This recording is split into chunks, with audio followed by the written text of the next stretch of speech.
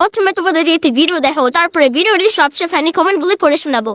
মাছ আমি দু রকমই রান্না করেছি, কিন্তু সুমিকে মাংস এনে দিতেই হবে। বাড়িতে এত কাজের চাপ যে পুরো ভিডিওটা তোমাদের দেখাতেই পারছি। মাছ রান্না করার পর সুমি বলল, মা মাছ আমি খাবো না, মাংস আমাকে এনে দিতেই হবে। বাড়িতে অনুষ্ঠান, অনেক কাজের চাপ, কিন্তু সুমির বায়না আমাকে শুনতেই হবে। ওর কথা মতোই অল্প মাংস এনে ওকে রান্না করে দিলাম। আর খেতে বসে সুমি বলল, কি কাজ করতে হবে মা, আমি খেয়ে তোমাকে কাজ করে দিচ্ছি। হ্যাঁ, উপরে বিছনাগুলো রেডি করতে হবে, লোকজন এসে যাবে যে, কখন করব বল। সুমি আমাকে বলল, মা খেয়ে দিয়ে চলো উপরে, সবাই মিলে একসঙ্গে কাজ করে নেব। এমনি সময় সুমি বাড়িতে কাজ করে না, কিন্তু বাড়িতে অনুষ্ঠান আর এত কাজের চাপ যে ওর বন্ধু বান্ধব আসবে, কোথায় থাকবে সেই বিছনাপত্র ও ঠিক করছে। বাড়িতে অনুষ্ঠান হলে আর সুমির বন্ধু বান্ধব আসলে সুমি যে কি খুশি হয় সেটা তোমাদের আর কি বলবো। ঘরের বিছনাপত্র দেখে তোমরা নিশ্চয়ই বুঝতে পারছো যে কত লোকজন আসবে আর কি অনুষ্ঠান হবে। তোমরাই चलिए शुरू करते हैं। কাকিমা সুমি খেতে চায় না, সুমি গিলতে চায়। সুটিয়ে লাল করে দেবো, নোংরামি বার করে দেবো।